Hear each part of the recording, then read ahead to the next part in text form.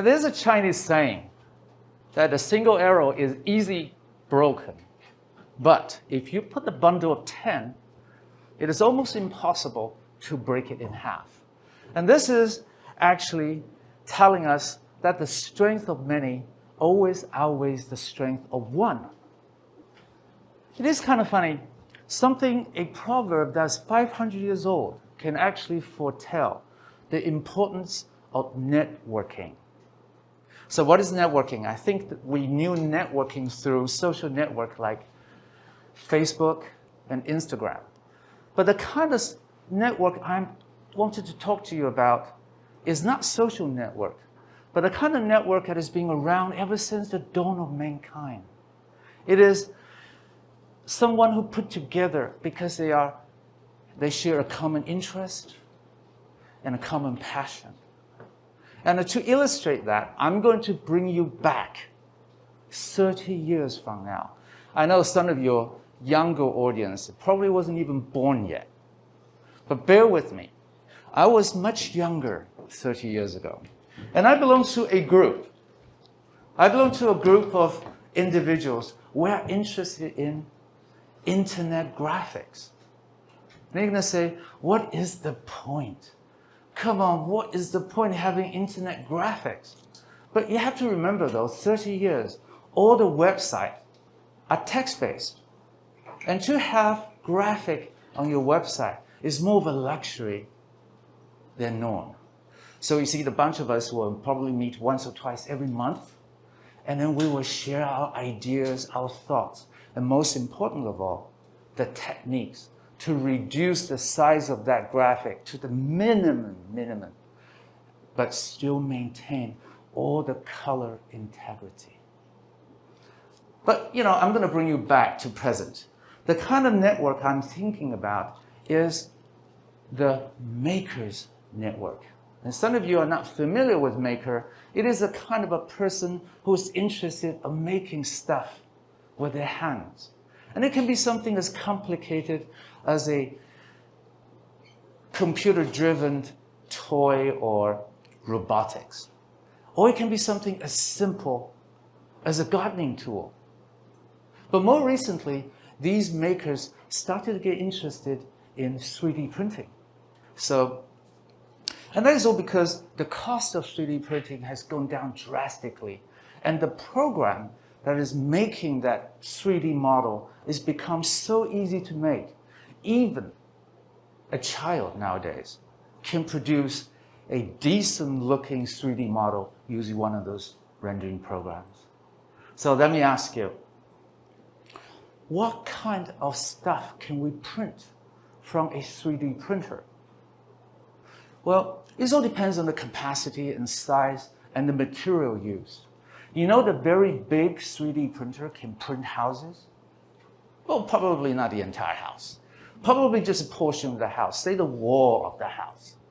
But the kind of 3D printer that we use in our home, the ones that is connected to the PCs, they basically use plastic to print their product. And like I said earlier, you have to have a 3D model first. So what is a 3D model? A 3D model is just a series of computer code that a 3D printer can interpret and print something in 3 dimensions. And I have some example for you right here. Stuff like this. Well, as you can see, this is more of a recreational type of thing, right? But something happened at the February 2020. It's changed everything. It even changed the nature of these printers, made them from something recreational to something that is useful and productive. Anybody want to guess what happened in February 2020? And if you don't remember, let me give you a clue. I'm pretty sure you will sing this. I remember I was sitting in my living room watching on television the horror of COVID-19. People are dying left and right. Shops are closed and people are on lockdown. But you know something? We're very lucky in Taiwan. because Taiwan is such a small little island, and it was easy for us to keep the COVID virus out of our borders. So for a period from February 2020 to December of same year, Taiwanese citizens basically lived a life as if COVID-19 never existed. We will actually go out and have dinners with friends and relatives. And young people can go to a nightclub and dance their light away. Right? Isn't it incredible that where everybody else is suffering from COVID-19 and we can actually live a life like that? But you know something? There's a group of people wasn't that lucky. Those are the medical staff working in the hospitals. Because although we are freed from COVID-19, we have citizens living abroad contracted with the disease, and they return to Taiwan for treatment. And these people are put in the hospital, a special ward, and looked after 24 hours a day, 7 days a week. And these medical staff, they have to wear really heavy gears, fully protected them from the virus. They have to wear a mask like this and a face shield. A face shield looking something like this. Now, can you imagine wearing this for 8 to 10 hours, 5 to 6 days a week? It put a considerable strain on your neck. And one of these things that we're wearing, these. Can you imagine if you wear it for a long time, how much it's going to hurt your back of the ears? So, you know, the National Defense Medical Center, they decided, the staff and the 3D printer employees, they started to get together and said, why don't we do something? Why can't we make some improvement on that very heavy face shield? So they got together and they said, let's redesign something. But designing a face shield is not as easy as you think. The very first iteration was, yeah, everybody was kind of polite, said, yeah, you know, it's good, but it wasn't. So after several going back and forth, they finally came up with something that is light and easy to use. And let me show you what it looks like.